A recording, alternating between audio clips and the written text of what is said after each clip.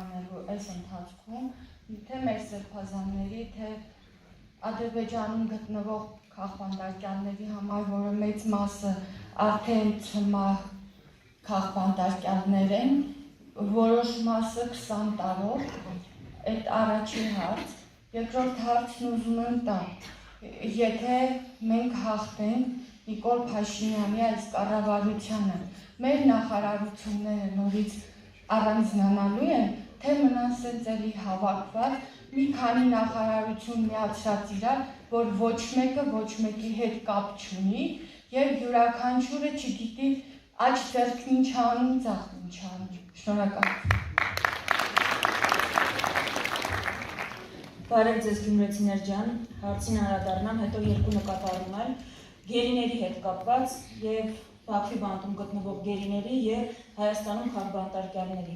Եկեք իսկապես իրար հետ հասկանանք, ես համազգային ամոթ եմ, գերի ունենալը, միջնադարյան ձևով պատան ունենալու, դրանով մեր վրա ճնշում գործադրելը համազգային ամոթ է։ Այդ հարցը ոնց պիտի լուծվի։ Հիմա եթե դուք հարցում եք ինչ եք պատրաստվում անել, ես կարամ մի ժամ նկարագրեմ հայ դատի գրասենյակները ինչ են անում ամեն օր, քանի 100 հատ նամակ են գրում, ում կարող են, ում հետ կապ չունեն, այդ թեմայով կապ են ստեղծում, քանի կոնֆերանս են անցկացնում, քանի բանաձև են անցկացնում, մենք քանի նամակներ են գրում, ում հետ հանդիպում ենք, այդ հարցն ենք բարձրաձայնում։ Բայց դեռ մենք մենակ ենք, կան հարցեր, որ պետության լուծման տիրույթում են։ Գերիների հարցը կարող է լուծվել մի պարագայում, եթե Ադրբեջանի վրա գործադրվի համապատասխան ճնշումը, եթե Ադրբեջանը հասկանա, որ այդ մարդկանց պահելը իր վրա ավելի թանկ է նստում։ Այսինքն, ինչա պետք անել այդ մասով, բացի նրանից, ինչ մենք անում ենք հիմա։ Պետությունը պիտի զբաղվի այդ հարցով։ Դա բանակցությունների առաջնային կետ պիտի լինի։ Չեմ բանակցում, չենք պայմանավորվում ոչ մի բան չեմ նախաստորագրում, առավել ևս չեմ ստորագրում, մինչև հումանիտար հարցերը լուծված չեն։ Այդ է այդ հարցի լուծումը։ Դրանից ենքով մայթի ամբյոր, երբ որ գնում ես, հասնում ես, առաջինը դրանից է պետք խոսել։ Երբ որ գնում ես Դուբայում հանդիպում ես, դրանից է պետք խոսել։ Դա պիտի լինի քո բանակցային թիվ 1 օրակարգ։ Այսինքն մենք հիմա մեր մաքսիմումը անում ենք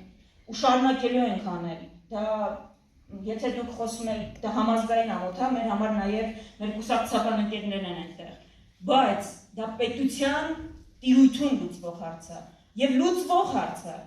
Մանավանդ երբ որ խոսում ենք խաղաղության գործընթացից, այսինքն բանակցային օրակարգ դարձնել, ընդհանրապես հումանիտար հարցերը բերել առաջնային կետ օրակարգի, դրանք լուծելուց հետո մենակ անցնել ավելի բարդ հարցերի։ Սա է, որ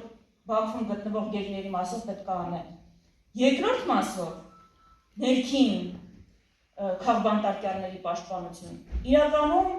դուք տեսել եք տարբեր ակցիաներ, ցույցեր, վստահ եմ նաև որպես զսպող գործիք, որ առաջիկայում այս բռնաճնշումները թափ չստանան, էլի գործողություններ կտեսնեք։ Տեսել եք խորհրդարանական լսումներ, մենք նախաձեռնել ենք քաղաքական ուժերի հետ հանդիպում կոնսուլտացիաներ, որպեսզի քաղբանտարկյալների պաշտպանության հարցը դառնա բոլոր կուսակցությունների օրակարգի կետ, այսինքն չկա դաշնակցական քաղբանտարկյալ,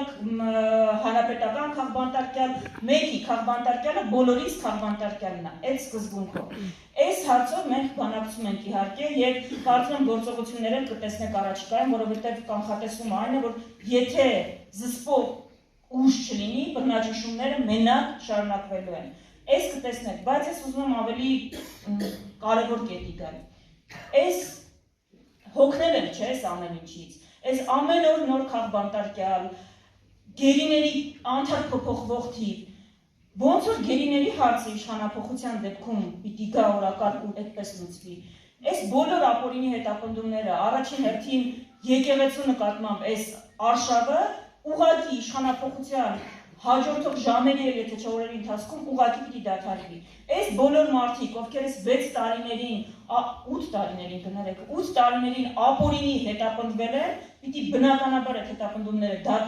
դադարեն ու իհարկե մենք նաև պիտի քննարկենք ընդհանրապես փոխհատուցումների հարց։ Այդ բոլոր մարդկանց այս անարդարությունների ու ապօրինությունների համար, որ իրենք կրել են։ Այսինքն այս հարցը քաղաքական ուժերը իրենց օրակարգում ունեն Դուք տեսել եք գործողություններ, կտեսնեք, հայտարարություններ եք տեսել, լսումներ եք տեսել ու մոբիլիզացիա եք վստահ եմ առաջիկայում կտեսնեք։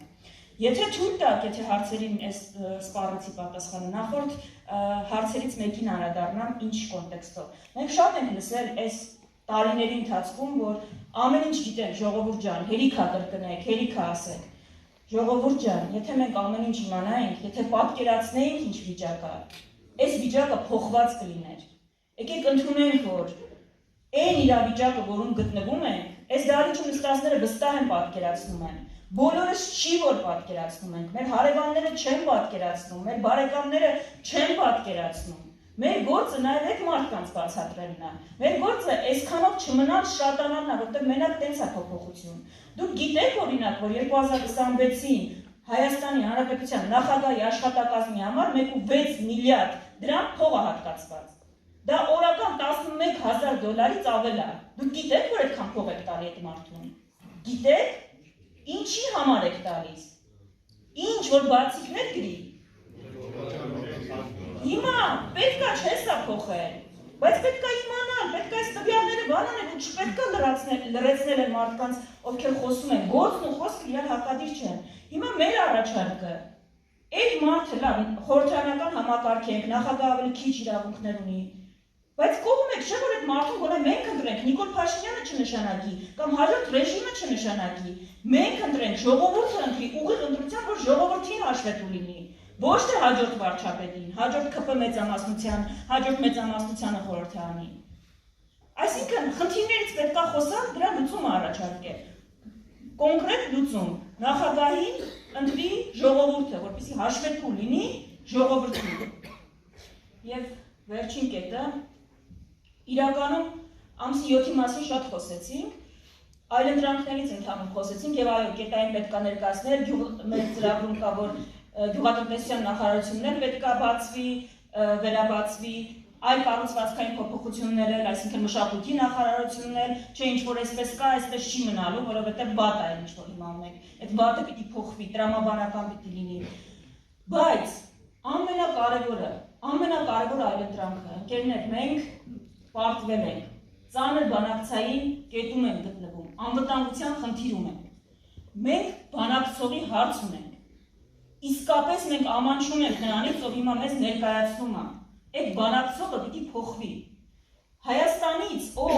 հաջորդ իշխանությունը, ով լինի իշխանության գնա բանակցությունների, պիտի իմանա, որ ինքը հաջորդ ամիսներին հանդիպելու է աշխարհի խոշոր երկրների ղեկավարների հետ, ուժային կենտրոնների, Թրամփի, Պուտինի, Ալիևի, Էրդողանի, ժողովուրդ մենք պիտի ընտրենք ով ենք ուզում, որ այդ հանդիպմանը մեզ ներկայացնի։ Մեր սիրել ու չսիրելը այդ ամուսնության կատեգորիա է, ընտանիքի կատեգորիա է։ Ով կարա մեզ բանակցություններում ներկայացնի, ով կարա բանակցի, ով կարա այս դժվար վիճակում, այս դժվար բանակցային դիրքերից գոնե շահերը պաշտպանի, այս ընտրության հարցն է։ Մեր առաջարկը դա է։ Հիմա այս պիտի ընտրենք, ոչ թե ում աչքերն են սիրում, ում պերաշտ ուտելն է մեզ դուր գալիս, ով կարա մեր անունից բանակցի։ Ու միշտ հիշեք, այս ինքնավստահ իշխանության վարքագիծ չի, սրբազաններին կալանավորել, եկեղեցի գրավել, առավոտը գնալ Եվրոպա, իրիկունը գնալ Ռուսաստան, բոլորից օգնություն խնդրել, համերգ կազմակերպել, իրանք փորձում են ձեզ ներշնչել, որ տարբերակ չկա, իրենք հաղթում են, իրենք արդեն հաղթած են, բայց ինքնավստահ ուժով գիտի, որ հաղթումը 4 սրբազան չի կալանավորում։ Եկեղեցի մարդկանց չի լրացնում, ստատուս գրելու համար Գյումրիից մարդ կա, որ հիմա ԶՊՎ-ում է, ստատուս գրելու համար կամ կոմենտ գրելու համար մարդուն ԶՊՎ չեն տանում, ուրեմն այս ուժը գիտի, որ փոփոխությունը հնարավոր է, ու այդ փոփոխության ճանապարհը մեր մասնակցությունն է, անտարբեր չլինելը ու այո, չվախենալը, իրանք ամենաշատը հիմա վախ ու անտարբերություն են քարոզում, չպիտի վախենան, անտարբեր պիտի չլինենք, որտեղ իսկապես այդ փոփոխությունը հնարավոր է ամսի 8-ին Հայաստանում իրավիճակ կարա փոխված լինի ու ԿՊ-ն դա շատ լավ գիտի։